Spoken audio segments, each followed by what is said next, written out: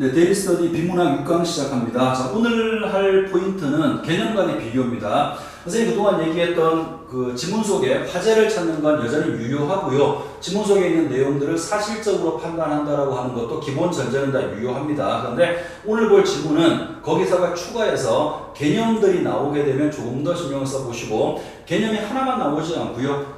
설명 대상이 개념으로 한 3가지가 주어질 겁니다. 그러면 각각의 개념들이 어떤 차이가 있는가, 이걸 비교하는 지문을 보게 될 텐데, 실제로 이런 지문들이 비문학 지문에서는 제일 흔하게 나오는 논지 전개 방식 중에 하나니까 크게 어려운 지문 아니니까 좀 신경 쓰시고 잘 보시면 나중에 비슷한 논지의 지문이 나왔을 때에도 충분히 응용할 수 있을 거라고 생각합니다. 자, 그러면 지문을 읽어 나가면서 선생님이 필요한 부분 설명하겠습니다. 이 문단 같이 보시죠.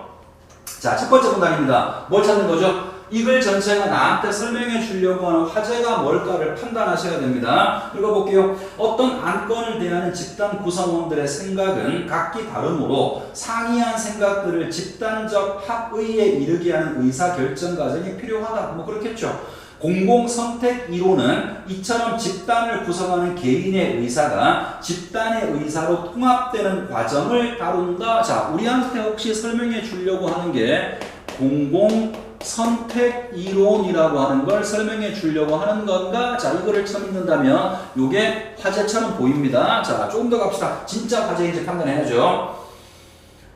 직접 민주주의 하에서 의사결정 방법으로 단순 가반수제, 최적 다수결제, 점수 투표제, 고르다 투표제 등이 있다. 자, 이렇게 공공선택 이론을 설명한 다음에 아마도 이런 종류를 4가지를 지금 언급하고 있는 모양입니다. 이쯤 되고 나면 이제 눈치를 채야죠. 지금부터 보게 될 하나 기본 개념들, 그 다음에 얘가 가지고 있는 어떤 특징들이 나오겠죠. 그럼 이런 것들이 단순해집니다. 얘들에 대해서 비교하는 문제가 지금부터 우리가 풀게 될 지문의 기본 어떤 핵심 포인트가 될 것 같아요. 자, 조금 더 가보도록 합시다.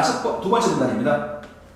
단순 가반수제는, 자, 그렇죠. 문단 딱 바꾸고 앞에서 얘기했던 화제 중에서 단순 가반수, 자, 얘가 가지고 있는 개념 앤드 특징들이 언급이 될 겁니다. 해볼게요. 단순 가반수제는 투표자의 가반수가 지지하는 안건이 채택되는 다수결 제도이다. 우리가 알고 있는 그대로네요. 효율적으로 의사결정이 이루어져 많이 사용되고 있으나 각 투표자는 찬반 여부를 표시할 뿐 투표 결과에 선호 강도가 드러나지 않아 안건 채택 시 사회 전체의 후선이 감소될 가능성이 있다. 잠깐만요. 이거 뭐 이해 안 될 말은 아닙니다만 그냥 문으로만 보고 지나가 버리면 뒤에 문제에서 얘가 가지고 있는 특징을 모를 때 우리는 이 지문을 또다시 읽어야 되겠죠. 그런 우를 범하지 않기 위해 1분 1초라도 가능하면 시간을 줄이기 위해서 중요해 보이는 부분들을 여러분들이 체크하고 가는 건데, 사람마다 좀 다를 수 있습니다. 사람마다 난 이 부분이 중요해라고 하는 게 좀 다를 수는 있습니다만, 선생님이 지금 칠판에다가 색깔을 좀 다르게 해서 표시한 부분들이 있죠. 그죠? 이런 것들이 선생님이 봤을 때 이 문단에서 우리가 체킹했으면 싶은 부분들인데, 자, 우선 얘는 개념이 뭐였냐면 우리가 알고 있는 그대로 그냥 가반수가 넘어가면 그것이 선택되는 거야. 자, 그 다음에 얘가 가지고 있는 장점을 얘기했어요. 그죠? 선생님 다 적지 않고 그냥 언급만 할게요. 효율적이다라고 하는 장점을 얘기했습니다. 그렇지만 단점이 하나가 있네요. 선호 강도가 드러나지 않아 안건 채택 시 사회 전체의 후생이 감소한다. 이는 다수의 횡포에 의해 소수의 이익이 침해되는 상황이 발생할 수 있음을 의미한다. 자, 사회 전체의 후생이 감소한다는 이 어려운 말을 어떻게 표현했냐면 소수의 이익이 침해되는 것으로 표현했죠. 요거는 단점이겠네요. 사회 전체의 후생이 감소한다라고 하는 단점이 있다. 자, 또 갑니다. 그 다음에 또한 어떤 대안들을 먼저 비교하는지에 따라 결과가 달라지는 투표의 역설 현상이 나타날 수 있다. 예를 들어서 갑을병 3사람이 사는 마을에 정부에서 병원, 학교, 경찰서 중에 하나를 지어줄 테니 투표를 통해 선택하라고 제안하였고, 이때 3사람의 선호 순위가 다음 표와 같다라고 하자.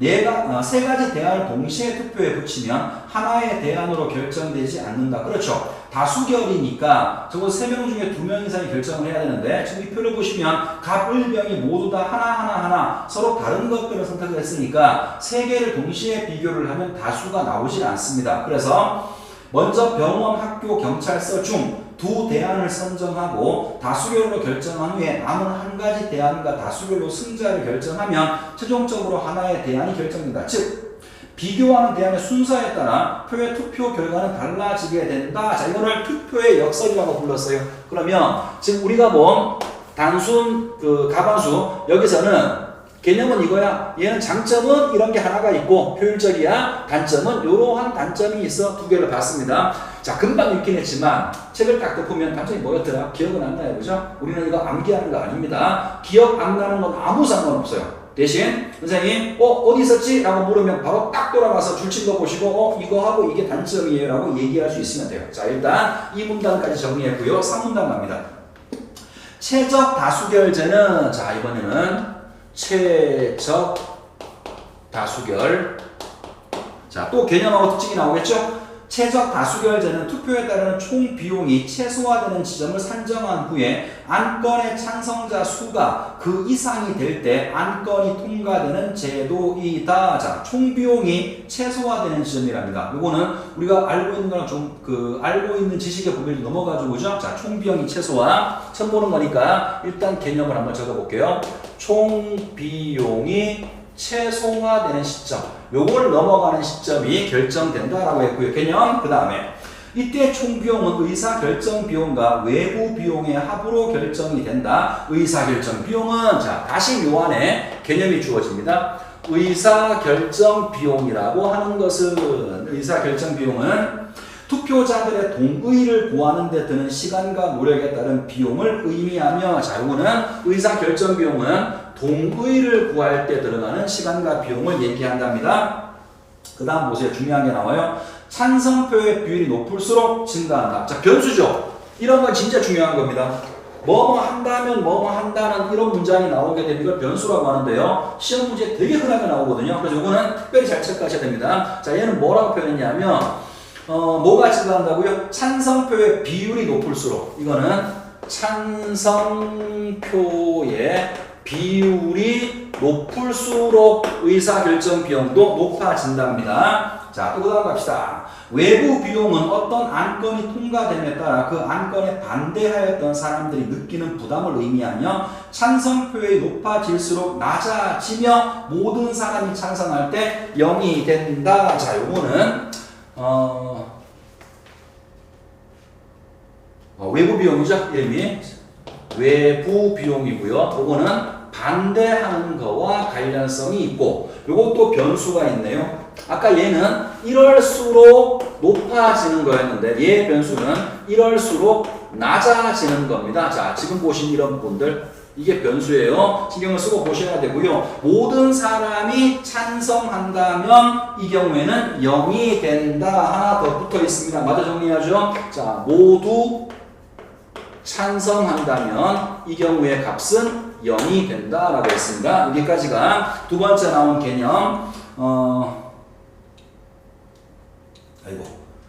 최적 다수결제 여기에 대한 설명을 받고요. 자, 그 다음에 넘어가서 또 있네요. 안건 통과에 필요한 투표자 수가 증가할수록 의사결정 비용이 증가함으로 여기 나왔죠? 투표자 수가 증가하면 의사결정 비용이 증가함으로 아까 봤던 변수 반복. 의사결정 비용 곡선은 우상향한다. 얘는 사람이 많으면 점점 늘어나니까 우상향하게 되어 있고요. 그 다음 또 이와 달리 외부 비용은 감소함으로 외부 비용 곡선은 우하향하며 두 곡선을 합한 총 비용 곡선은 U자 형태로 나타나게 된다. 얘는 하향하게 되고요. 전체적으로 이렇게 U자 형태로 표현된답니다.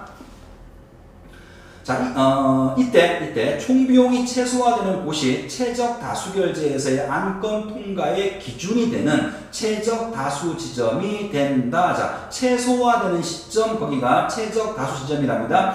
이 제도는 의사 결정 과정을 이론적으로 명쾌하게 설명할 수 있지만 장점이죠. 특징 장점. 최적 다수제의 기준을 정하는데 시간을 지나치게 소비하게 된다는 단점이 있다. 자, 얘도 장점 하나, 단점 하나. 자, 또 넘어갑니다. 점수 투표제는 자, 그 다음에 점수 투표제. 점수 투표제. 자, 아까랑 논지가 똑같을 겁니다. 각 투표자에게 일정한 점수를 주고 각 투표자가 자신의 선호에 따라 각 대안에 대하여 주어진 점수를 배분하여 투표하는 제도로 합산하여 가장 많은 점수를 받은 대안이 선택된다. 자, 얘는 점수를 부여하는 거예요. 그죠? 자기가 원하는 대로 자기가 더 좋아하는 곳에다가 더 많은 점수를 부여하게 되는 겁니다.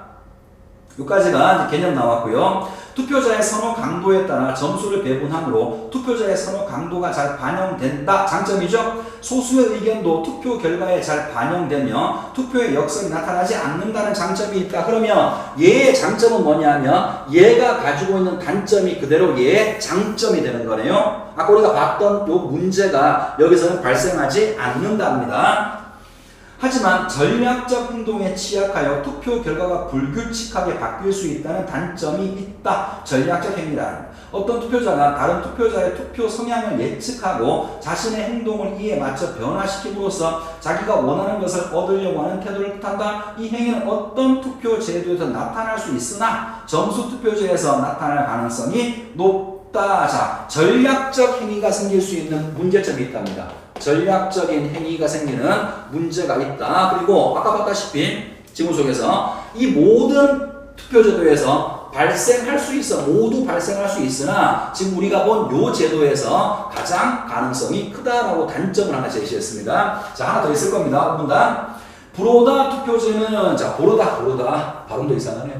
자, 보르다 투표제. 자, 똑같이 개념하고 특징이 나올 겁니다. 보르다 투표제는 n개의 대안이 있을 때 가장 선호하는 대안부터 순서대로 n-1 마지막에 1점을 주고 합산하여 가장 높은 점수를 받는 대안을 선택하는 투표 방식으로 점수 투표제와 달리 오로지 순서에 의해서만 선호 강도를 표시한다. 자, 순서. 얘는 순서를 보는 거죠. 얘가 10점을 가지고 있으면 제일 좋아하는 거에 10점을 줘도 상관없는 거죠. 차등해서 줄 수가 있는데 얘는 그렇지가 않고 그냥 순서를 정해서 1점씩 낮춰서 제일 마지막 걸 1점으로 주는 방식인 모양입니다.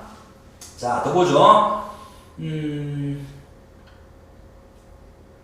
자, 어디까지 봤나요? 자, 점투표제와 달리 오로지 순서에 의해서만 선호 강도를 표시한다. 이 제도 하에서 일부에서 선호도가 아주 높은 대안보다 투표자 모두에게 어느 정도 차선이 될 수 있는 중도의 대안이 선택될 가능성이 높으며 점수 투표제와 마찬가지로 투표의 역설이 발생하지 않는다. 자, 장점 얘기했네요. 중도적 견해가 선택될 가능성이 있고 투표의 역설 같은 것도 발생하지 않는다. 자, 장점까지 얘기하고 마무리됐습니다. 자, 다 끝났어요. 선생님이 지금 지문을 읽었죠. 같이 읽었습니다. 자, 여러분들 한번 생각해 보시기 바랍니다. 여러분이 처음 이 지문을 읽었을 때 중요한 얘기를 잘 들어보세요. 여러분이 처음 이 지문을 읽었을 때 읽었던 거하고 선생님이 지금 읽어주는 거하고 똑같죠. 내가 여기다가 어떤 설명을 덧붙였나요? 없죠. 내가 아는 척 하면서 다수결제는 뭔데 이거는 뭔데 아는 척 하는 거 하나도 없어요. 배경 지식 같은 거 1도 사용하지 않았습니다. 항상 이래요. 뭐든 지문을 볼 때는 나와 있는 지문만 갖다 놓고 사실적으로 확인하는 거예요. 그런데 어떤 차이가 생기냐면 여러분 중에 어떤 학생은 그냥 눈으로 봤을 겁니다. 체계화시키지 않았다고. 근데 선생님 읽는 방식을 보면 체계화시키죠. 물론 내가 시험을 볼 때는 이렇게 시험 지역에 쓰지 않습니다.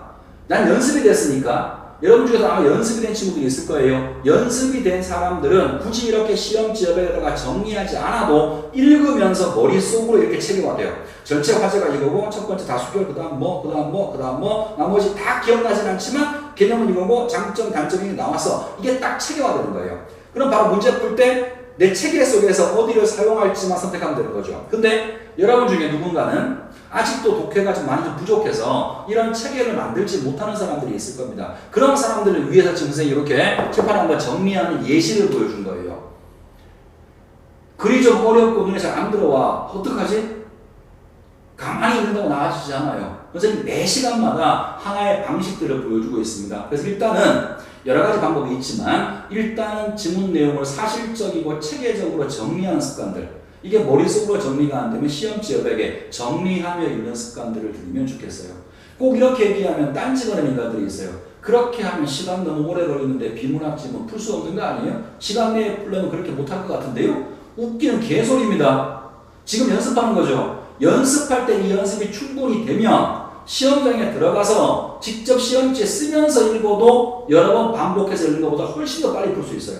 그러니까 내 말 믿고 이게 머릿속으로 체계화 안 되는 사람들은 앞으로 과제든 뭐든 간에 할 때 좀 어려운 질문이 나오면 이런 식으로 나온 내용을 그대로 한번 정리해 놓고 문제를 풀어주시면 분명히 시간이 지남에 따라 독해력이 늘 겁니다. 자, 그러면 문제를 봅시다.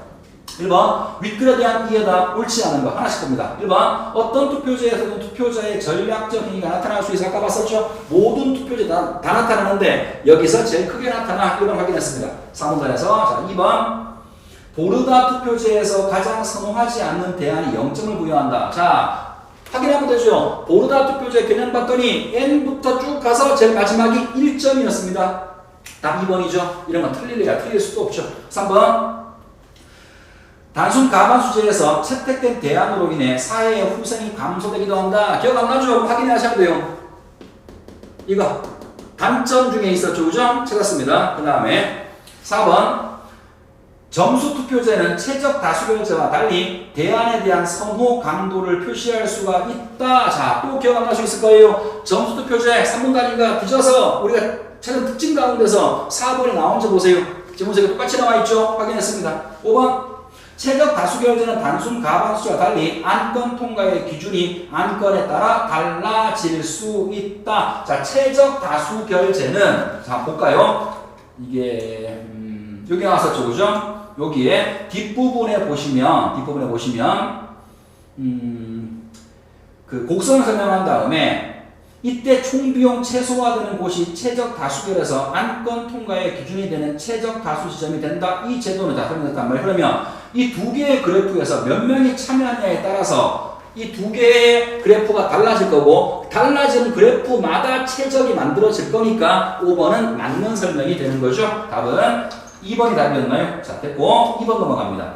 A와 관련해서 표를 이해했다. 옳지 않은 거. 자, 투표의 역설입니다. 아까 투표의 역설이 선택하는 조합에 따라서 결과가 달라지는 걸 얘기하는 거죠. 이거는 선생님 방식만 딱 얘기하면 금방 눈치챌 거예요. 이미 다 풀었을 거고요. 두 개만 가지고 보겠습니다. 같이 한번 보시죠. 1번 병원과 학교를 먼저 비교할 경우 병원과 경찰서가 다수결 승자가 자 최종의 대안으로 결정된다. 자, 일단 그러면 병원과 학교만 비교해 봅시다.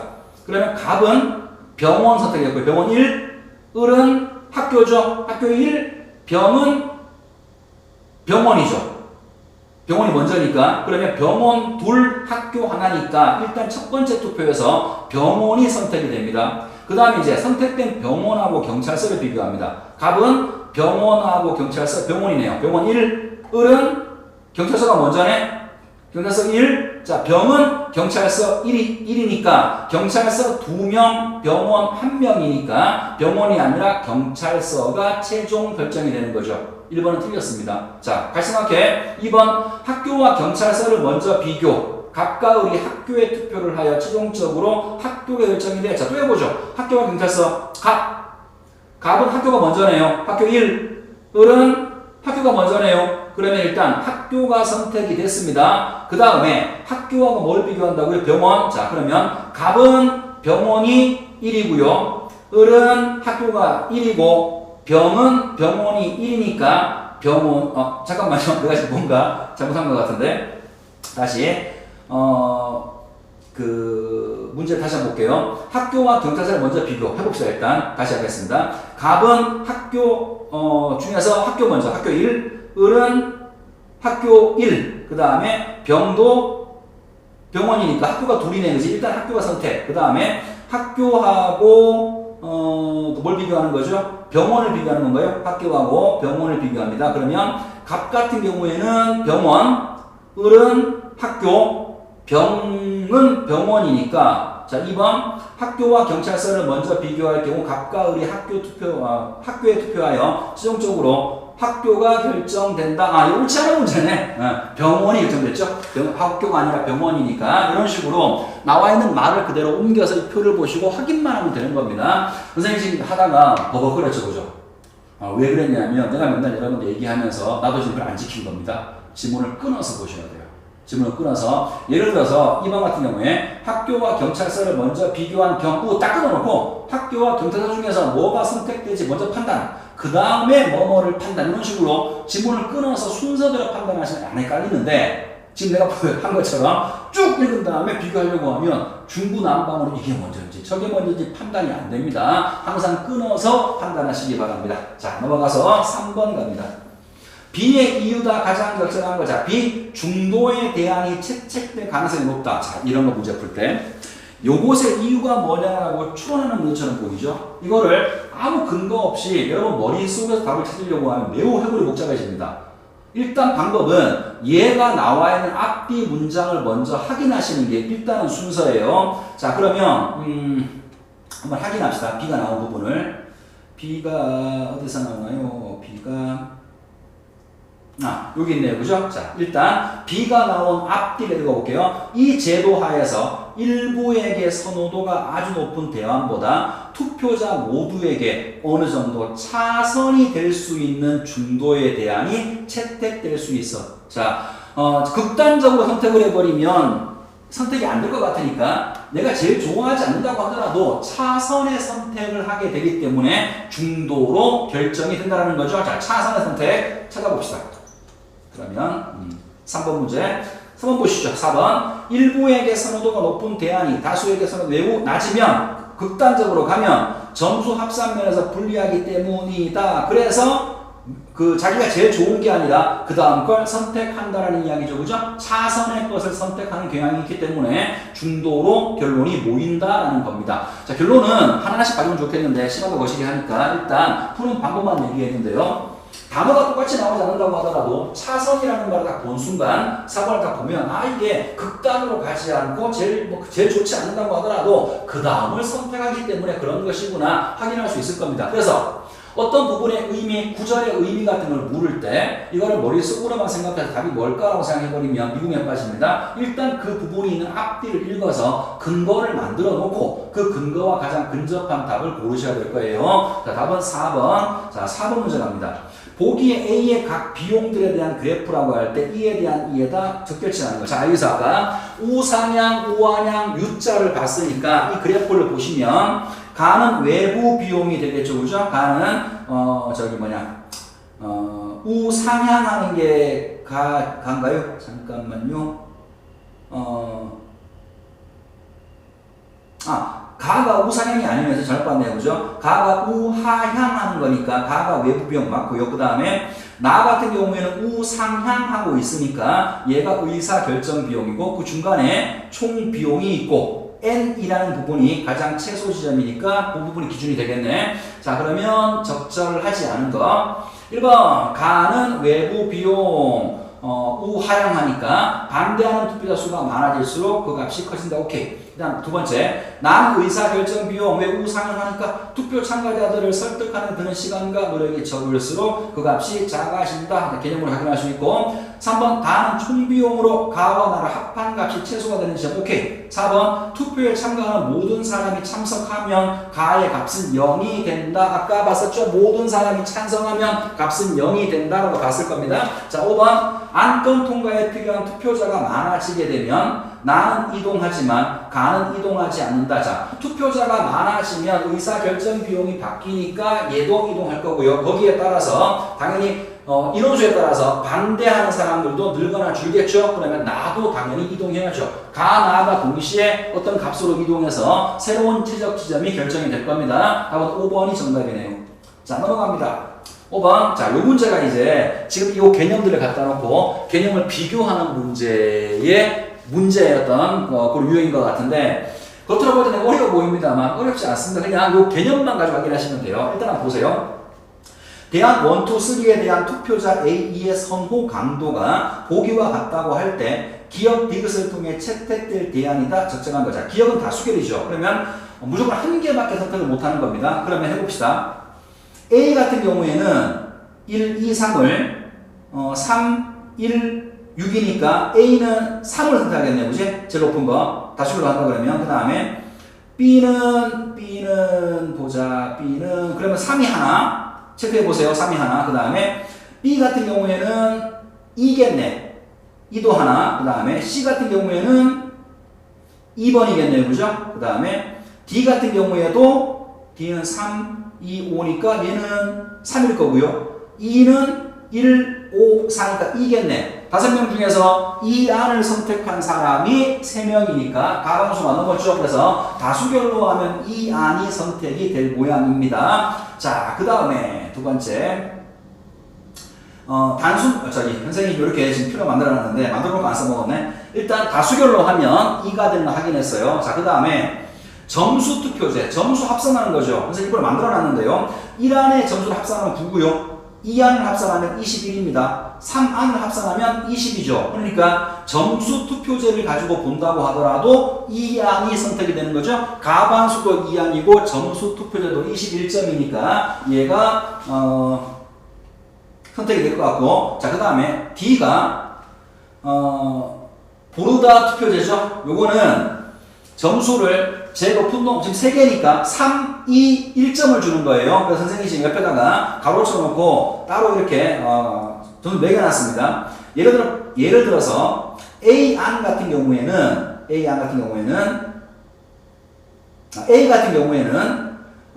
보자.